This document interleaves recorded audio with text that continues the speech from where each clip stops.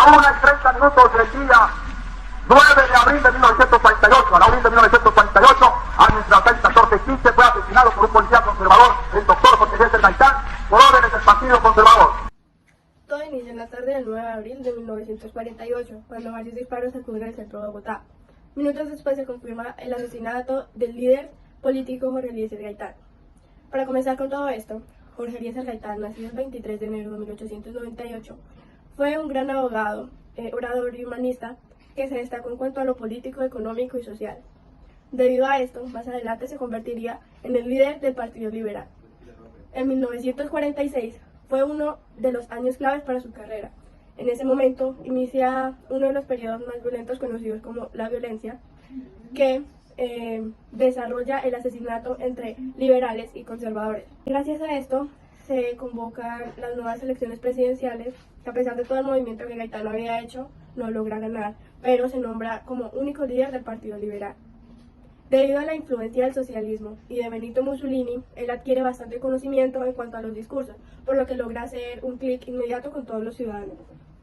Su muerte marca un hito histórico en la memoria del país y como consecuencia de este se comienza una ola de violencia que hasta el día de hoy sigue polarizando la nación. El presunto autor del material del magnicidio, Juan Robasierra, fue perseguido y linchado por una multitud que posteriormente arrastró su cadáver hasta la Casa de Nariño.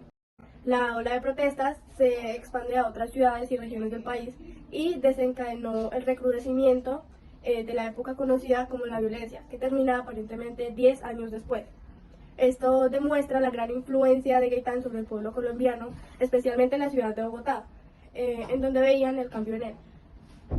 Finalmente, no se supo quién fue el autor de su asesinato, pero se especula que fue Juan Robasierra o que probablemente había sido alguien contratado y que lo había hecho por sí mismo. Ok, ahora vamos con cómo era Colombia antes del Bogotazo. Entre estos encontramos lo que tiene que ver con la economía, que en materia de economía lo que predominó en la década de los 40 fue el aumento de los precios, los productos de la canasta familiar. En 1944 los presidentes de las juntas de mejoras de todos los barrios de la capital se reunieron en las oficinas de la Interventoría Nacional de Precios para regular y controlar los precios, especialmente el azúcar, combustibles y manteca.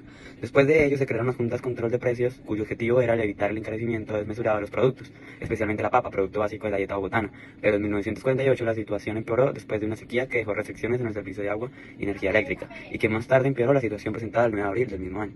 Y ya socialmente, eso en cuanto a lo que afrontó Bogotá, que fue con la inseguridad y con ella el surgimiento de nuevas formas de delincuencia y de robo. Ese problema tuvo como origen el gran volumen de las corrientes de migración campesina en la ciudad, que provocó una tasa alta de desempleo, puesto que su fuerza de trabajo no logró ser absorbida totalmente por la ciudad. Dada la proporción existente entre el volumen migratorio y el lento crecimiento de industria en la ciudad, los campesinos veían en Bogotá una oportunidad de progreso, mientras que Bogotá veía en su migración problemas sociales que afectarían el desarrollo tranquilo de la ciudad.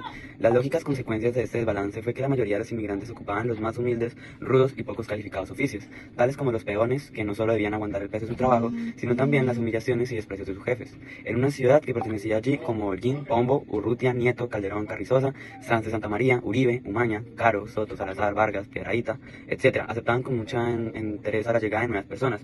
Sin embargo, esos fueron los que corrieron con mayor suerte, puesto que algunos inmigrantes se vieron frustrados ante la absoluta imposibilidad de conseguir trabajo, lo que trajo consigo que cayesen en la delincuencia. Ahora pues pasamos con las consecuencias, que ya tendría que ver con los días de revuelta. Las revueltas y las consiguientes represiones se prolongaron durante 3 días. Un grupo de manifestantes armados consiguieron el Capitolio Nacional y exigieron a Ospina que renunciara a la presidencia. Otros grupos se limitaron a quemar todo lo que encontraban. Al final de la ciudad quedó destrozada. En otras ciudades de Colombia se dieron jornadas similares, en muchas de ellas la furia de la población se dirigió contra la sede del Partido Conservador. Eso también lleva a la represión del gobierno, que como consecuencia del Bogotazo, el gobierno presidido por Ospina optó por aumentar la represión. Entre las medidas tomadas destacaron la prohibición de reuniones públicas y el despido de todos los gobernadores del Partido Liberal. Finalmente, el Congreso fue clausurado. Los liberales, en protesta por estas medidas, presentaron su dimisión en todos los cargos que ocupaban, tanto nacionales como locales. Además, renunciaron a presentar un candidato a las siguientes elecciones presidenciales. Esto dejó el camino libre para que el conservador Laureano Gómez alcanzara el poder.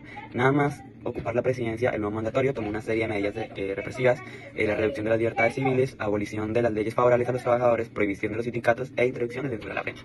Y ya por testigos, o se puede decir que también hipótesis, entonces hablaremos acerca de que el magnicidio fue por Juan Roa Sierra, quien murió linchado rápidamente por la muchedumbre enfurecida, lo que en gran medida nos dejó muchos indicios para investigar los móviles de su asesinato, así como la autoría intelectual, que lo mató la CIA, que lo mató el gobierno, que lo mataron los conservadores, la ultraderecha colombiana, que lo mataron los comunistas, que lo mataron en los Estados Unidos. Bueno, la incertidumbre, la rabia, la impotencia e inconformidad de miles de bogotanos, la mayoría de los sectores más fuertes de la ciudad, que veían en Gaitán su esperanza política de un país con menor desigualdad económica y con una reforma agraria justa. Se desató en un frenesí de violencia y destrucción que como nunca sacudió a los cimientos de la capital. La ciudad fue devastada por los enfrentamientos calle a calle entre partidos liberales y conservadores, entre el Estado y los alzados en armas, y entre los saqueadores y quienes trataban de recomponer el orden de una ciudad. Tras varios días de revuelta quedaría el pavoroso saldo de cerca de 3.000 personas muertas o desaparecidas y más de 146 edificaciones destruidas, sobre todo al centro de la ciudad. Las revueltas tendrían su eco en otras ciudades del país y el Bogotazo daría inicio a lo que los historiadores llaman como el pico y el inicio de la época de la violencia, tras la cual más de 200.000 colombianos perecerían a causa de la guerra partidista.